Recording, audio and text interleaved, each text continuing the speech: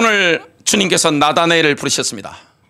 하나님은 우리를 부르시고 쓰시는데 예수님께서 제자를 부르실 때 뭘 보고 부르시겠습니까? 그 사람의 잠재력입니다. 하나님께서 우리를 부르실 때 우리의 잠재력을 보시고 우리를 불러주시는 것을 보게 됩니다. 그래서 누구든지 그리스도를 만나면 하나님이 원래 인간을 창조하실 때 주셨던 그 어마어마한 잠재력이 발휘되게 되었습니다. 하나님께서 인간을 창조하실 때 주신 능력이 있습니다. 그게 뭡니까? 구상하는 능력이 있습니다. 여러분, 창조라는 것은 어디서 옵니까? 하나님께로부터 옵니다. 구상하는 능력이 있는 거예요. 인간만 어떻게 됩니까? 말을 제대로 할 수 있는 능력이 있습니다. 내가 생각하고 구상한 것을 뭡니까? 언어로 표현할 수 있습니다. 그리고 물건으로 만들 수 있는 겁니다. 음악으로도 만들 수 있는 거예요. 이게 인간의 능력 가운데 어마어마한 능력인 것을 보게 됩니다. 그래서 하나님의 주신 능력 가운데 구상하는 능력, 설계하는 능력 있죠? 또 뭐가 있습니까? 말하는 능력이 있습니다. 창조하는 능력이 있습니다. 그 모든 능력이 그리스도를 만나면 발휘되는 겁니다. 이게 누구 안에 있습니까? 그리스도 예수 안에. 오늘 하나님께서 저와 여러분에게 지혜와 계시의 영을 충만히 부으시는 시간 될 줄로 믿습니다. 하나님께서 우리를 인도하시는데 나다나엘을 오늘 부르시는 거예요. 나다나엘의 굉장한 잠재력이 뭡니까? 그의 정직함입니다. 겉과 속이 똑같은 거예요. 그의 순수함입니다. 깨끗한 겁니다. 투명한 사람이에요. 멀리 이렇게 남을 후린다든지 속인다든지 이게 전혀 없는 사람이에요. 많은 제자들 가운데 나다나엘이 가진 잠재력, 이게 뭡니까? 정직함입니다. 이 정직함이 진리의 영이신 성령께 사로잡히니까 막 폭발하는 거예요. 잠재력이 어마어마하게 발현되는 거예요. 오늘 주님이 쓰시는 부류 가운데 정직한 사람, 대표 모델이 누굽니까? 바로 나다나엘입니다. 바돌로메라고 하기도 합니다. 이 인물을 보면서 정말 우리의 잠재력이 오늘 발휘되는 시간 될 줄로 믿습니다. 그래서 잠재력이 발휘되면 어떻게 됩니까? 한 사람이 일당 백, 일당 천, 일당 만도 감당할 수가 있는 겁니다. 인간에게 주어진 잠재력에는 어마어마한 거예요. 여러분, 인간의 세포 하나의 잠재력도 어마어마하잖아요. 인간의 몸 안에 우주가 있단 말이죠. 그리고 인간의 내 안에 어마어마한 잠재력이 있는 겁니다. 저와 여러분의 마음 안에 어마어마한 잠재력이 있는 겁니다. 오늘 나다나엘을 불러서 이렇게 잠재력이 개발되어질 수 있도록 인도하시는 오늘 예수님을 봐야 되겠습니다. 첫 번째입니다. 하나님께서는 우리를 미리 아시고 우리 인생의 특별한 순간에 우리를 부르십니다. 주님은 우리를 아십니다. 저와 여러분의 모든 걸 아시고 인생의 특별한 순간에 어떻게 합니까? 부르시는 거예요. 예수님께서는 무화과 나무 아래에서 메시아가 오기만을 기다리고 있던 나다나엘을 주목하셨습니다. 아주 주의 깊게 우리 주님께서는 보고 계신 거예요. 왜냐? 예수는 하나님이시니까. 전지하시단 말이죠. 모르시는 게 없었어요. 천지 만물을 창조하시고 모든 걸 다 아십니다. 저와 여러분의 과거, 현재, 미래를 아시는 분이 누구십니까? 그리스도십니다. 나다나엘의 과거, 현재, 미래를 아시는 분이 누구십니까? 그리스도십니다. 모든 걸 아시는 거예요.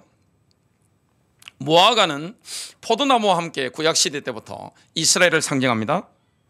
각 나라마다 그 나라를 상징하는 나무가 있습니다. 대한민국은 무궁화입니다. 일본은 벚꽃입니다. 이스라엘은 뭡니까? 포도나무와 함께 무화과 나무입니다. 그래서 예수님께서 종말의 때를 알고 싶으냐? 무화과 나무를 보라, 이렇게 말씀하셨죠.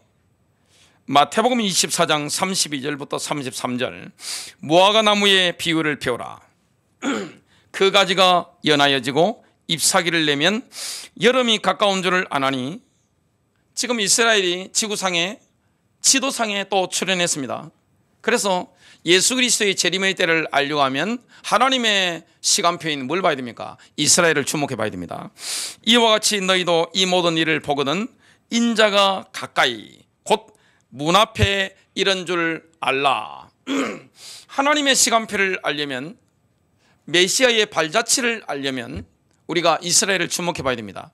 그래서 나다나엘은 무화과 나무 이파리가 이렇게 막 무성하니까, 그 당시에 유대 랍비들은 무화과 나무 이파리가 막 크니까 검이 돼서 뭡니까? 하나님의 율법을, 토라를 묵상했습니다. 나다나엘이 무화과 나무 아래에서 뭐하고 있었죠? 하나님의 말씀을 묵상하면서 모세와 이사야와 예레미야가 예언했던, 다니엘이 예언했던 그 메시아를 기다리고 있었던 거예요. 근데 어떤 일이 일어났습니까? 예수님이 부르시는 거예요. 예수님이 나다나엘이 뭐가나 말해서 율법을 묵상하면서 메시아를 기다리고 있는 걸 주목하셨다가 부르시는데, 그 예수님과 나다나엘을 잇는 중간에 가고 역할, 다리 역할을 하는 사람이 누굽니까? 바로 간발의 차이로 먼저 부름받았던 빌립입니다. 빌립이 이야기를 했습니다. 빌립이 너무 감격스러워 가지고 내가 메시아를 만났다 이런 이야기를 하니까 그러면서 어떤 이야기를 했는가 하면 나사렛 사람이다 이야기를 했습니다. 그러니까 이 반응이 나다나엘이 어떻게 나오는가 하니까 뜰뜨름한 반응을 하는 겁니다. 여러분, 사람이 이해가 안 되는 게 뭡니까? 메시아가 오셨는데, 그 예수께서 그리스도로 오셨는데 전혀 메시아답지 않은 것처럼 보이는 거예요. 우리로 친다면 황금시족인데 보통 어디로 태어나는 게 가장 좋게 보이겠습니까? 헤롯 왕궁이 태어나야 되잖아요. 어마어마한 왕궁에 요람도 황금으로 쌓인 요람에 이렇게 태어나는 게 얼마나 좋습니까? 그리고 여러분들이 황금시족으로 태어나는데 하나님이 이렇게 보내주시는데, 동네도 지목해서 보낼 수 있는 동네 같으면 지명도 있는데 와야 되잖아요.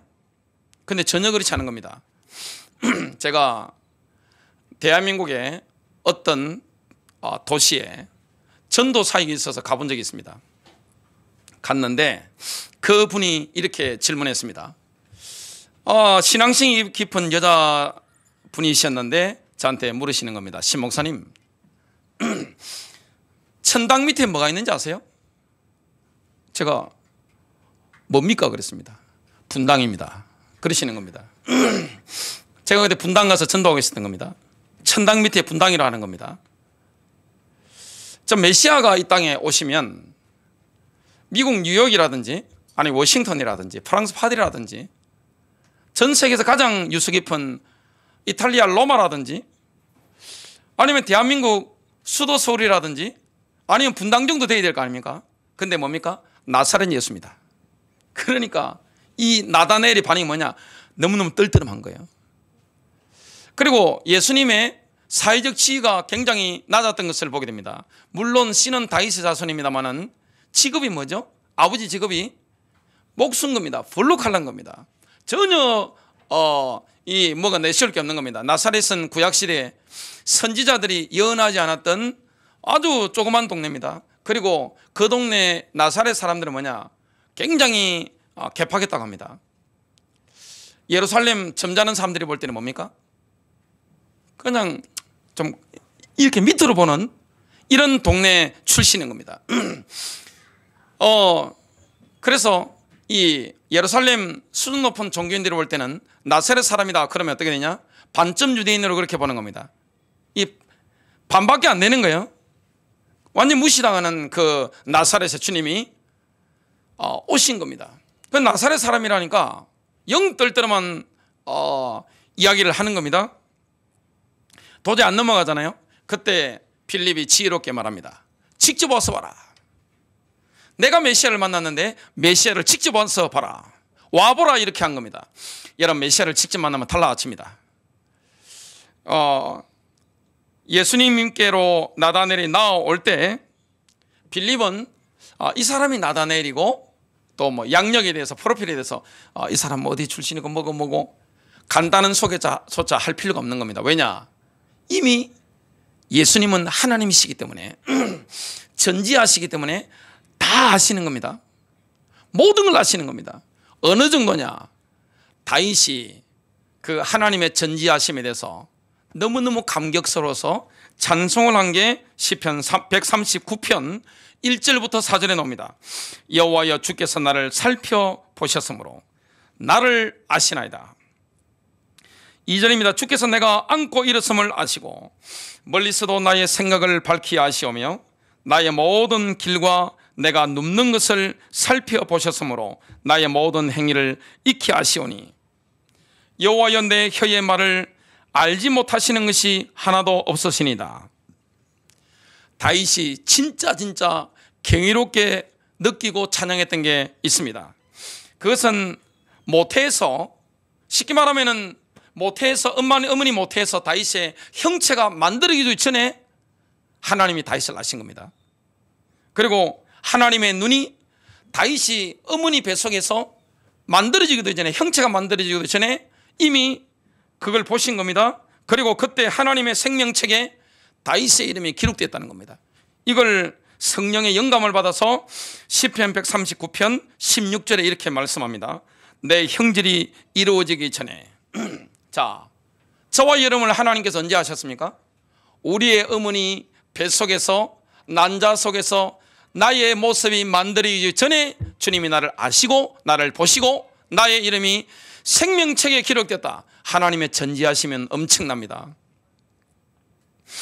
내 형질이 이루어지기 전에 주의 눈이 보셨으며 나를 위하여 정한 날이 하루도 되기 전에, 쉽게 말하면 정자와 난자가 결합되고 하루도 지나기 전에 주의 책에, 생명책에 다 기록이 되었나이다. 하나님의 전지하심은 엄청난 겁니다. 그래서 빌립이 나다나엘을 예수님께로 와보라고 하고 데리고 올 때 아무런 속이 달 필요 없는 거예요. 주님은 저와 여러분을 아십니다. 나의 잠재력을 아십니다. 나의 아픔을 아시는 겁니다. 나의 과거를 다 아시는 거예요. 모든 배경을 다 아시는 거예요. 아, 이 사람이 어떻게 쓰임받을 것이다, 다 아는 겁니다. 그래서 예수님께서 나다나엘이 나오시는 걸 보고 엄청난 칭찬을 하시는 모습이 요한복음 1장 47절부터 49절에 나옵니다. 예수께서 나다나엘이 자기에게 오는 것을 보시고 그를 가리켜 이르시되, 보라, 이는 참으로 이스라엘 사람이라. 그 속에 간사한 것이 없도다. 간사함이 없도다. 예수님이 너무 칭찬하셨습니다. 나다나엘이 이르되 어떻게 나를 아시나이까? 아니, 처음 보는데 말이죠. 예수님이 머리가 허연 것도 아니시고 30대 초반입니다. 그리고 나사렛 사람입니다. 어떻게 나를 아십니까? 처음 만나는데. 나다나엘이 대답하되 랍비여, 예수께서 대답하여 이르시되, 빌립이 너를 부르기 전에 내가 무화과 나무 아래 있을 때에 보았노라. 나다나엘이 대답하되 랍비여, 당신은 하나님의 아들이시요 당신은 이스라엘의 임금이로소이다. 주님이 나다나엘에게 간사함이 없다? 분명히 하신 겁니다. 그리고 부르신 것을 보게 됩니다. 여러분, 간사라는 것은 뭡니까? 강교한 겁니다. 사악한 겁니다. 남을 속여먹는 재주를 가진 사람. 이 간사라는 것은 뭐냐면, 낚시꾼이 물고기를 낚기 위해서 미끼를 달아서 흔드는 겁니다. 이렇게 물고기 잡기 위해서 낚시꾼이 뭡니까? 미끼를 달아가지고 이렇게 막 흔드는 겁니다. 이게 바로 간사함입니다. 세상은 간사한 사람들 보고 뭐합니까? 아, 저 사람 지혜롭네. 야, 똑똑해. 칭찬해 준단 말이죠. 근데 세상은 나다나엘처럼 투명한 사람, 정직한 사람 보고 뭐랍니까? 어리석은 사람이야. 야, 어떻게 저 말 안 통하네. 어리석은 사람이야. 그렇게 이야기를 합니다. 근데 예수님께서는 나다나엘처럼 투명한 사람을 알아주시는 겁니다. 이게 하나님 나라의 특징입니다. 세상 나라와 하나님의 나라가 다른 걸 보게 됩니다. 세상의 탁한 기운 속에서 살아가는 쓰임받는 사람과 하나님 나라에 쓰임받는 사람이 지금 완전히 질이 다른 것을 지금 보게 됩니다. 나다나엘이 나왔는데 주님이 칭찬하셨습니다. 두 번째입니다. 하나님께서는 나다나엘처럼 깨끗한 마음과 착한 양심을 가진 사람을 들어 쓰십니다. 청결한 마음, 그리고 선한 양심을 가진 사람, 이런 사람을 주님의 나라에 쓰시는 걸 보게 됩니다. 나다나엘은 12제자 중에는 12제자가 있는데 12제자를 주님 다 부르셨잖아요. 그 중에 유일하게 처음부터 엄청난 칭찬을 받았던 인물이 바로 나다나엘입니다. 왜 그렇습니까? 여러분, 마음이 투명한 사람, 정직한 사람, 순결한 사람, 청결한 마음을 가진 사람, 착한 양심, 선한 양심을 가진 사람은 그야말로 옥토입니다. 왜냐? 하나님 말씀이 떨어져야 되는데 진리의 말씀이 떨어지려면 뭐 해야 됩니까? 마음밭이 옥토라야 돼요. 거짓이 가득하면 하나님 말씀 들어올 수가 없는 것입니다. 마음에 탁한 기운이 너무 가득하면 어떻게 됩니까? 생명의 기운이 들어올 수가 없는 거예요. 그래서 이 교회 안에도 보면 신앙이 급성장하는 인물들이 있습니다. 그 급성장하는 인물들 특징이 뭡니까? 깨끗한 마음을 가진 분들, 청결한 마음, 그리고 착한 양심, 선한 양심을 가진 인물들은 마음밭이 옥토이기 때문에 하나님 말씀이 떨어지면 어떻게 됩니까? 이게 열매를 맺기 시작하는데 30배, 60배, 100배입니다. 막 성장하는 거예요. 그냥 진리의 영이 역사할 수 있는 사람, 어떤 사람입니까? 나다나엘 같이 투명한 사람입니다. 요한복음 1장 47절, 보라 이는 참으로 이스라엘 사람이라. 야, 이 사람은 진짜 아브라함의 자손이구나. 주님이 감탄하신 겁니다. 당시 종교인들은 입으로만 아브라함의 자손이지 예수님 보실 때는 뭡니까? 무늬만 아브라함의 자손입니다. 가짜인 겁니다. 짜간 겁니다. 그래서 주님께서 그들을 제자로 부르지 않으신 겁니다. 여러분, 그 당시에 예수님이 얼마나 인기가 많으신 거 아니까? 대통령 선거 나왔다, 무조건 당선됩니다. 미국 대통령 나왔다, 미국 출신 같으면 무조건 당선돼 버립니다. 대통령 돼 버립니다. 대한민국 대통령 됩니다. 프랑스 가도 뭐 대통령 되고 총리 되고 다 하겠죠. 왜 그렇습니까? 먹여 살리는 문제, 먹고 사는 문제가 해결되는 거예요. 하나님의 나라가 임하는 거예요. 어마어마한 능력이 나타나는 겁니다. 수많은 군중들이 막 따라붙는 거예요. 근데 주님께서 그 똑똑한 인물들을 부르지 않으시고 누구를 불렀습니까? 잠재력을 보고 부르시는 겁니다. 하나님은 어디에 주목합니까? 저와 여러분의 잠재력입니다. 오늘 나다나엘의 잠재력은 뭡니까? 바로 정직함입니다. 강교함이 없는 거예요. 낚시꾼이 이렇게 미끼를 달아가지고 이렇게 막 물을 놓고 흔들잖아요. 근데 그 사기잖아요. 그게 사기성이 전혀 없는 사람입니다. 이 사람에게 주님의 영이 강하게 역사하는 것을 보게 됩니다. 또 뭐라고 합니까? 그 속에 간사함 것이 없도다.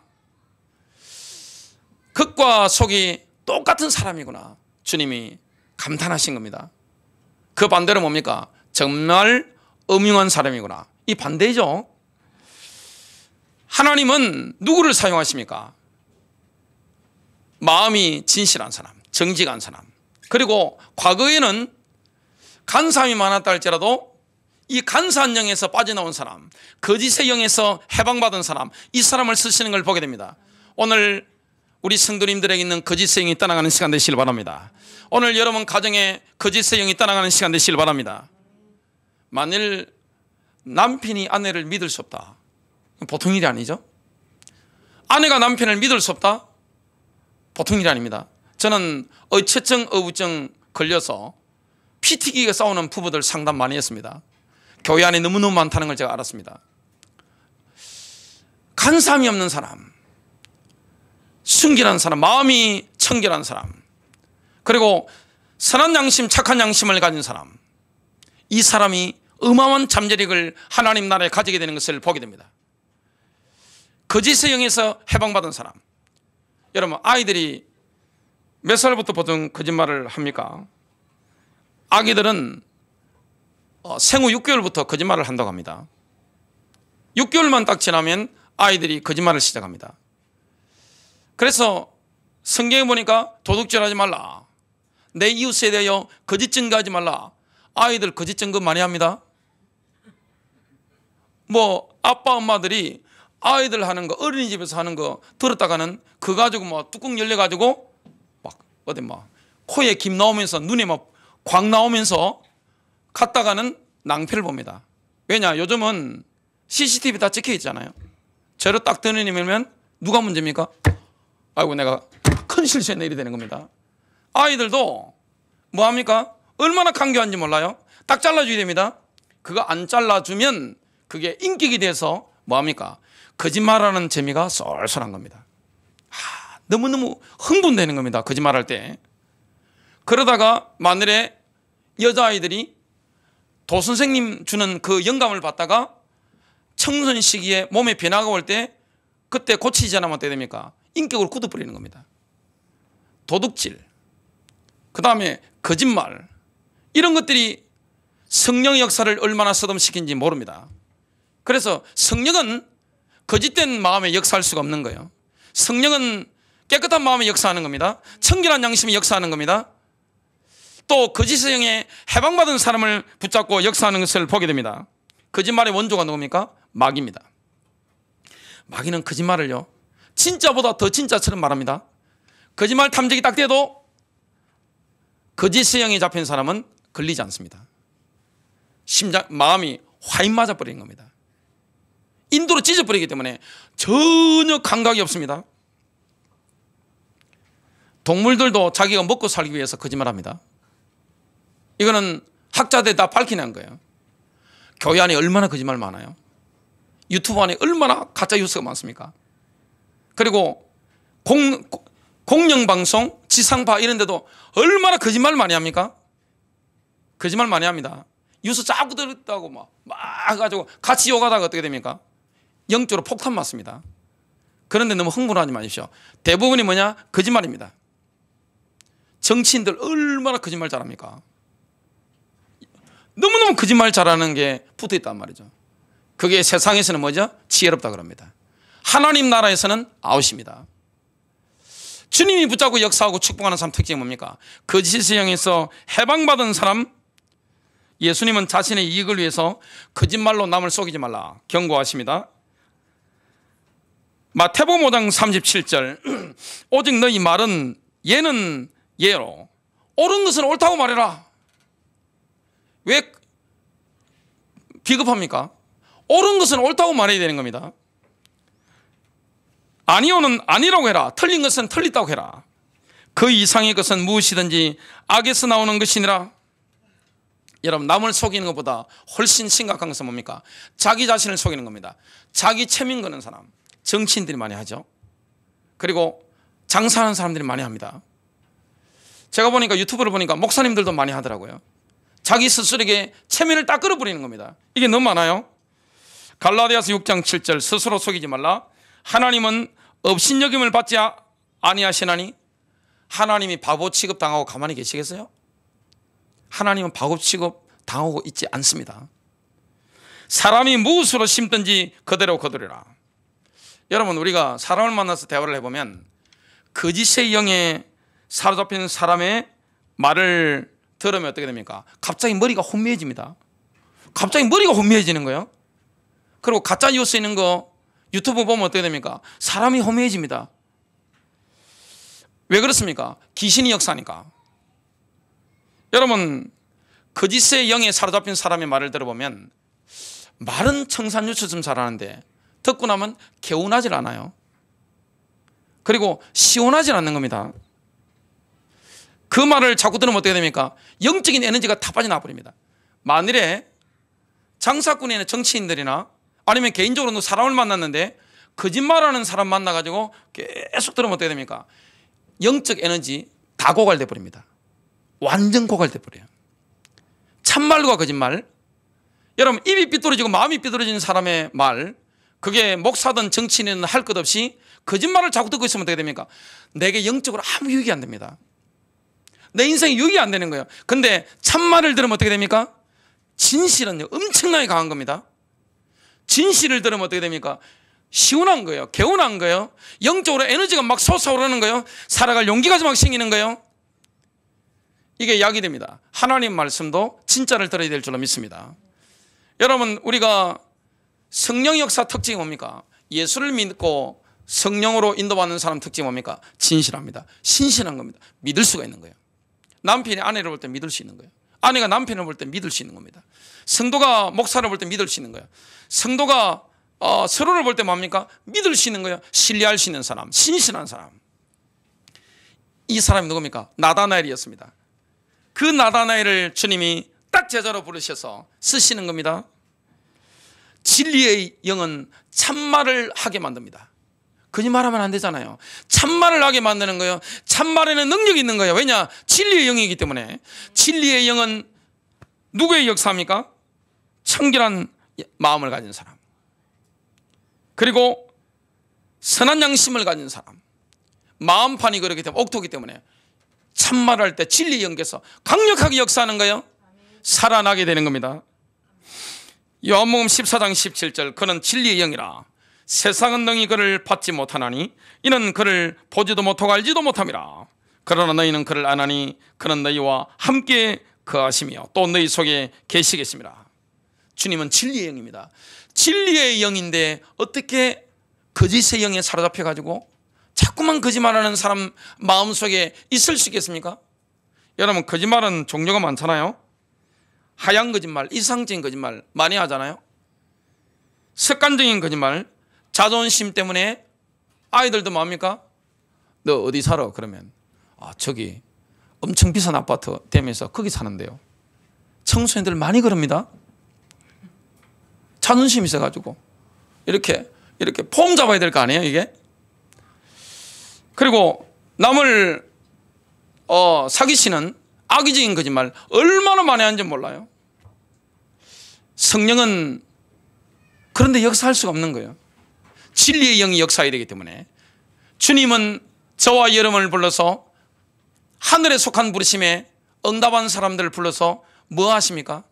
진리의 말씀을 선포하게 하시는 줄로 믿습니다. 그러면 누가 쓰임받습니까? 거짓의 영에서 해방받은 사람, 마음이 진실한 사람, 깨끗한 마음을 가지고 사는 양심을 가진 사람 붙잡고 역사하는 걸 보게 됩니다. 마지막 큰 세 번째입니다. 예수님께서는 예수가 그리스도임을 감격케 하는 나다나엘에게 이보다 더 큰 일을 보리라 이렇게 말씀하셨습니다. 이보다 더 큰 일을 보리라. 요한복음 1장 50절입니다. 예수께서 대답하여 이르시되 내가 너를 무화과 나무 아래에서 보았다므로 믿느냐? 이보다 더 큰 일을 보리라. 예수님께서는 야곱이 봤던 것처럼 하늘과 땅이 서로 교류하는 일이 나다나엘의 눈앞에서 재현될 것을 말씀한 겁니다. 요한복음 1장 51절 또 이르시되 진실로 진실로 너희에게 이르노니 하늘이 열리고 하나님의 사자들이 인자 위에 오르락 내리락 하는 것을 보리라 하시니라. 야곱이 이걸 봤죠. 형 에서의 살리기 죽이려고 하니까 피해서 도망가다가 고통 가운데 하나님의 임재를 경험하게 됩니다. 막다른 골목에서 하늘이 열리는 경험을 하게 되는 거예요. 여러분, 하늘이 열리는 겁니다. 여러분, 막다른 골목에 몰리면 신자에게는 뭐가 열리는 겁니까? 하늘이 열리는 거예요. 영계가 열리는 거예요. 우리 인간은 보통 이 땅에 살아가면서 3차원 세계 속에 살아갑니다. 3차원 속에서 보고 듣고 느끼고 뭐 마시고 활동하고 뭐 경제활동하고 이렇게 살아가잖아요. 근데 인생이 뭡니까? 딱 막다른 골방에 딱 만나면 어떻게 됩니까? 영계가 열리는 겁니다. 하늘의 영계가 확 열려버리는 거예요. 이때 뭐가 일어납니까? 치유가 일어나는 겁니다. 도저히 내가 해결할 수 없는 불치병 나와버리는 겁니다. 어떤 사람이 뭡니까? 지혜가 막 와버리는 겁니다. 이때 사도요한 같은 인물에게는 뭐가 열렸습니까? 주의 큰 날에 광산 노동자로 나이 들어가지고 지금 죽을 때가 다 됐는데 광산 노동자로 고생하고 있는데 뭐가 열린 겁니까? 하늘이 열리고 영계가 열려가지고 요한계시록을 메시지를 다 받고 실제 다 보게 되는 거예요. 에스겔이 그발강가에서 정말 눈물로 기도하고 있는데 뭐합니까? 영계가 열리는 거예요. 환상을 보게 됩니다. 여러분, 성령이 임하면 비전이 임하게 됩니다. 환상을 보게 됩니다. 꿈을 꾸게 되는 것입니다. 미래 일을 장래 일을 알게 되는 거예요. 이보다 더 큰 일을 보리라. 야곱이 봤던 걸 한번 보겠습니다. 창세기 28장 12절부터 14절 꿈을 꾼 겁니다. 사닥다리가 땅 위에 서 있는데 그 꼭대기가 하늘에 닿았고 또 본적 하나님의 사자들이 그 위에서 오르락 내리락 하고 먼저 올라간 거죠. 자, 보세요. 예수 그리스도께서는 하나님과 사람 사이에 중보자가 되시기 위해서 천사보다 조금 낮아지신 거죠.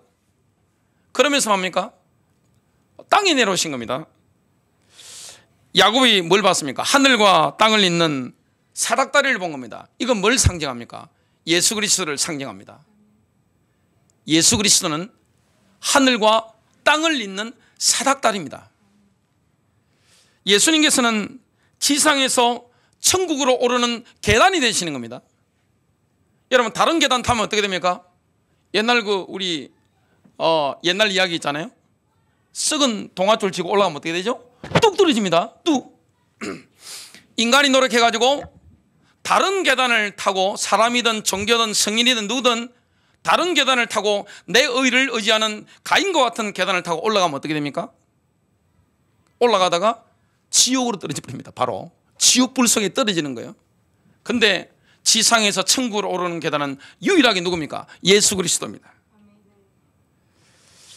예수님은 하나님의 영광으로 향하는 길이 되는 겁니다. 내가 곧 길이요 진리요 생명이라고 말씀했습니다. 하나님의 영광으로 향하는 길은 뭐밖에 없습니까? 오직 한 길입니다. 그리스도입니다. 예수님께서는 이 땅에서 고통과 눈물, 가난과 질병, 슬픔과 죽음이 없는 새 예루살렘으로 이르는 고속도로가 되시는 겁니다. 여러분, 천국에는 뭐가 없죠? 새 예루살렘 뭐가 없죠? 고통이 없는 거예요. 죽음이 없는 거예요. 눈물이 없는 거예요. 아픔이 없는 거예요. 가난이 없는 거예요. 파산이 없는 거예요. 그래서 주님은 이 땅에서 새 예루살렘으로 이르는 뭐합니까? 고속도로가 되시는 겁니다. 다른 도로 잘못하면 어떻게 됩니까? 지옥으로 가버립니다. 그래서 뭐라고 말씀합니까? 13절을 제가 읽어보겠습니다. 또 본적 여호와께서 그 위에 서서 이르시되 나는 여호와니 너의 조부 아브라함의 하나님이요 이삭의 하나님이라. 내가 누워있는 땅을 내가 너와 내 자손에게 주리니. 지금 완전히 야곱은 뭡니까? 거지입니다. 지팡이밖에 없어요. 근데 가나안 땅을 주겠다. 내 자손이 땅의 티끌같이 되어 내가 서쪽과 동쪽과 북쪽과 남쪽으로 퍼져나갈지며 땅의 모든 족속이 너와 내 자손으로 말미암아 복을 받으리라. 자, 여기 보니까 사닥다리가 땅 위에 서 있는데 그랬습니다.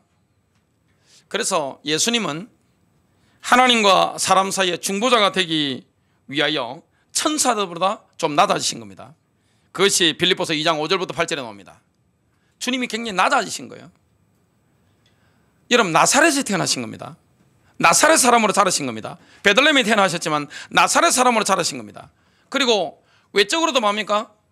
아니, 화려한 이렇게 왕들이 입는 옷을 입어야 되는데 뭐합니까? 나사렛 서민들과 전혀 차이가 나지 않는 거예요. 한없이 낮아지신 거예요. 근데 빌립보서 2장 9절부터 11절에 보면 그 꼭대기가 하늘에 닿았고 그랬는데 이렇게 말씀합니다. 이러므로 하나님이 그를 지극히 높여 모든 이름 위에 뛰어난 이름을 주사 하늘에 있는 자들과 땅에 있는 자들과 땅 아래에 있는 자들로 모든 무릎을 예수 이름에 꿇게 하시고 모든 입으로 예수 그리스도를 주라 시인하여 하나님 아버지께 영광을 돌리게 하시느니라. 예수의 이름 하에는 능력이 있는 겁니다. 여러분, 야곱이 본 게 뭡니까? 그 꼭대기가 하늘에 닿은 겁니다. 사닥다리의 꼭대기가 하늘에 닿은 겁니다. 그분이 누굽니까? 바로 예수 그리스도입니다. 한없이 낮아지신 그리스도를 하나님께서 뭡니까? 지극히 높이서 하늘과 땅 안에 있는 자들로 무릎을 꿇게 한 겁니다. 하늘로 승천하신 예수 그리스도께서는 오순절날에 약속하신 성령님을 부어줬습니다. 이걸 누가 봤습니까? 나다나엘이 다 본 거예요. 이보다 더 큰 일을 보리라. 예수가 메시아임을 깨달았는데 이보다 더 큰 일을 보리라. 하나님의 성령이, 지금 성천하신 예수 그리스도께서 하나님 아버지께로부터 성령을 받아서 마가다락방에 기도하고 있었던 그 120명의 제자들에게 막 부어주신 겁니다. 자, 사도행전 2장 33절, 하나님이 오른손으로 예수를 높이시며 주님이 영광을 받으셨죠. 그가 약속하신 성령을 아버지께 받아서 너희가 보고 듣는 이것을 부어주셨느니라. 이때 성령이 내주하시게 되는 겁니다. 성령이 내주라는 것은 어마어마한 거예요. 또한 예수님께서는 많은 아들들을 영광으로 데려가시는 일에서 우리의 구원의 대장이 되십니다. 자, 우리를 어디로 데려가시죠? 지금 저와 여러분 어디 가운데로 데려가셨습니까? 영광 가운데 데려가신 겁니다. 우리가 이 땅에 살아가지만 이미 영적으로는 영광 가운데 있는 거예요. 에베소서 2장 6절, 이미 영광 받으신 예수 그리스도와 함께 동일한 자리에 우리가 앉아 있는 겁니다.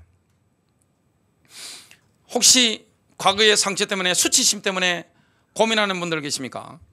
이미 우리는 주님이 수치를 받으셨기 때문에 영광 가운데 들어와 있는 줄로 믿으시길 바랍니다. 히브리서 2장 10절, 자신을 위해 모든 것을 존재하게 하시며 또 자신으로 말미암아 모든 것을 존재하게 하시는 그분께서 많은 아들들을 영광으로 데려가시는 일에서 그들의 구원의 대장을 고난들을 통해 완전하게 하심이 합당하도다. 주님이 십자가 지시고 완전하게 되셨죠. 그 십자가를 기쁨으로 견뎠습니다. 왜 그렇게 하실 수 있었습니까? 많은 아들들, 하나님의 백성들을 영광으로 데려가시기 위해서. 누구든지 예수 그리스도의 십자가와 부활을 믿는 자들을 주님께서 뭡니까? 영광으로 데려가시는 거예요. 이걸 나다나엘이 보게 되는 거예요. 저와 여러분이 보고 있는 겁니다. 이게 얼마나 큰 영광입니까? 결론 맺습니다. 야곱처럼 그리스도인들이 시련을 만날 때가 있습니다. 너무너무 고독한 시간표를 만날 때가 있습니다. 이때는 하늘이 열리는 시간표입니다. 여러분 한번 뒤돌아보세요. 은혜를 언제 받으셨습니까? 인생에 뭔가 딜레마에 처했을 때입니다. 인생의 막다른 골목에 딱 부딪혔을 때입니다. 내가 어떻게 할 수 없다. 이때입니다. 이때 인간은 본능적으로 누굴 찾게 되었습니까? 하늘을 바라보게 됩니다. 하나님을 찾게 되어 있습니다. 영계가 열리는 겁니다. 하늘이 열리는 거예요. 야곱이 형님이 죽이려고 안 했으면 베델의 축복 누릴 수 있었겠어요? 못 누리는 거예요. 이보다 더 큰 일을 보리라. 정말 예수가 그리스도인 비밀을 내가 경험했다면 뭐합니까? 이보다 더 큰 일을 보리라. 영계가 열리는 겁니다. 영계가 열리는 때는 언제입니까? 내 인생이 가장 고독할 때입니다. 고독할 때. 여러분 인생이 고독할 때는 부모도 없고 뭐 형제도 없고 아무도 없어요. 인생이 가장 고독할 때 이때는 뭐합니까? 하늘이 열리는 시간표입니다. 이때 치유가 일어나는 거예요. 이때 능력이 나타나는 거예요. 이때 놀라운 하나님의 비전들을 보게 되는 거예요. 창세기 28장 15절 인생의 막다른 골목에 몰려서 하늘이 열렸는데 뭘 보장받습니까? 미래를 보장받는 겁니다. 여러분 인생의 미래가 언제 보장됩니까? 내 인생이 막다른 골목에 몰렸을 때, 영계가 열리고 하나님이시는 말씀이 임했을 때 미래가 보장되는 거예요. 여러분 돈이 여러분 미래를 보장할 수 있나요? 여러분 건강이 여러분의 미래를 보장할 수 있나요? 그렇지 않습니다. 하나님께서 우리 미래를 보장해 주시는 겁니다. 창세기 28장 15절 내가 너와 함께 있어. 이거보다 더 큰 이유 있습니까? 지금 야곱은 뭡니까? 도망자입니다. 도망자. 아무 재산 다 잃어버렸어요. 도망자입니다. 내가 어디로 가든지 너를 지키며 베델의 하나님이죠. 여러분 영적 체험이라는 게 엄청난 거예요. 야곱이 창세기 28장에 베델에서 영적 체험을 했단 말이죠. 야 여기가 하나님의 전이로다. 주께서 여기 계시는 내가 몰랐구나 이래 되는 겁니다. 여러분의 가장 고독할 때가 언제입니까? 막다른 골목에 몰렸을 때가 언제입니까? 그때가 영계가 열리고 하늘이 열리는 시간표예요. 야 여기 주님이 계셨는데, 주님이 나를 감찰하시는데, 살펴보시는데 주님이 여러분을 버립니까? 하나님 백성 버려요? 버리지 않습니다. 내가 어디로 가든지 너를 지키며 너를 이끌어 가나안 땅으로 이끌어 이 땅으로 돌아오게 할지라 내가 내게 허락한 것을 다 이루기까지 너를 떠나지 아니하리라 하신지라. 여러분 미래를 주님께 맡기십시오. 가장 안전합니다.